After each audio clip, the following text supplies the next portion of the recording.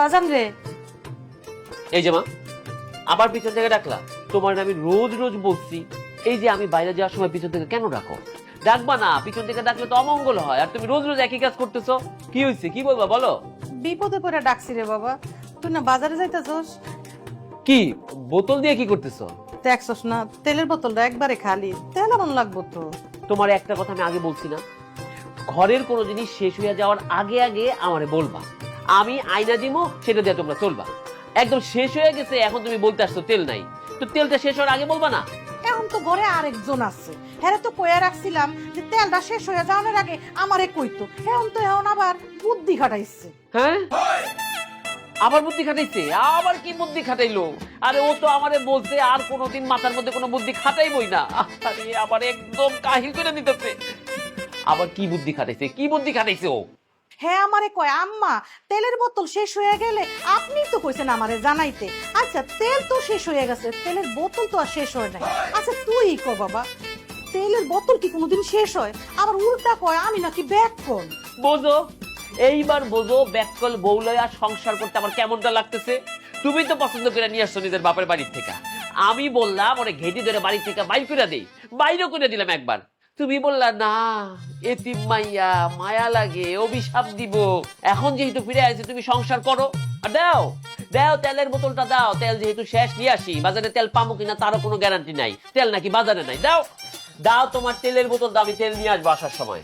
কিন্তু আমি তোমার আমি একটা কথা বইলা দিতেছি, তোমার এই গুণধর ব্যাককল বউ যদি আর কোনোদিন মাথায় কোনো বুদ্ধি খাটায়, তাহলে কিন্তু এই তেলের বোতলে ডুবাই আমি তারে মারবো। এটা আমি বইলা দিয়ে গেলাম। যাও বাবা যাও, তেলটা নিয়ে আইও, কি আর করবা।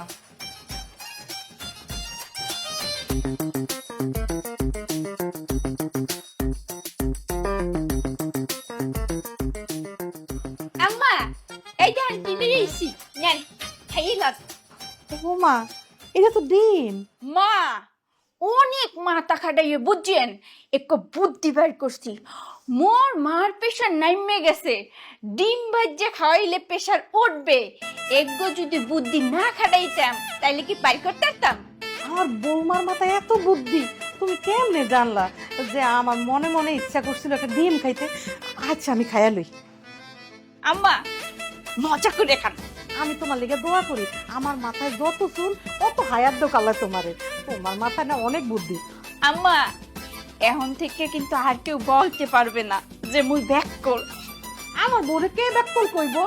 আমার বউর মাথায় যে বুদ্ধি, ও কেমনে জানলো যে আমার পেশাটা কম না গেছে? আমার তো ডিম খাওয়ান দরকার। ডিমটা অনেক মজা হইছে, তেলটা অনেক মজা। আচ্ছা বৌমা, আমি ঘরে তো তেল আসিল না, তুমি কি দিয়া ডিম বাজলা? বুদ্ধি বুদ্ধি আম্মা, বুদ্ধি খাটাইছি। কি আবার বুদ্ধি খাটাইছো? মোর মার প্রেশার নাইমে গেছে, সেইটা উনার না দায়িত্ব কার? মোর। একবার ভাবলাম একটু ডিম ভাজ্জা খাওয়াই। আমা চুলা হালা যাইয়ে দেয় তেল নাই, তেল শেষ হয়ে গেছে। এরপর অনেক বুদ্ধি খাটাইলাম কি করা যায় কি করা যায়। বুদ্ধি খাটাইতে খাটাইতে দেখলাম চোখের সামনে দিয়া সই কইরা তেল চোরা চলে গেছে। এরপর তেল চোরাকে খাপাত করে ধরে ফেলাইলাম, ধরে রিচার্জ করা শুরু করলাম। এটার নাম তেল চোরা কিরপিনে। নিশ্চিত আর তেল চুরি করে? বিশ্বাস করেন মা, ঘরের প্রত্যেকটা আনাচে কানাচে কোনা কাঞ্চেতে বেমাক জায়গায় খুঁজে বেমাক তেল চোরাকে ধরলাম। ধরলে সবগুলা করার মধ্যে ছাড়িয়ে দিলাম, আর ছড়াক করে এতগুলো তেল বেরিয়ে গেল, প্রায় 1 লিটারের সমান। মা তুমি কি কইতাছো? তুমি তেলটা চোরা তেল দিয়ে ডিম বাজা আমারে খাওয়াইতাছো? আম্মা আপনি কিন্তু একটা ব্যাককলের মতো কথা বললে হালাইছেন। খালি কি ডিম, মাছ মাংস গোস্ত ডাল বেমাক কিছু এই তেলচেরা তেল দিয়েই রাঁধছি। শোনেন আম্মা, এই যে মই শেফালি এই পৃথিবীর বুকে যতদিন ধরে বাচ্চা থাকবো আপনারা তেল কিনতে হইবে না। বুদ্ধিটা ভালো না আম্মা?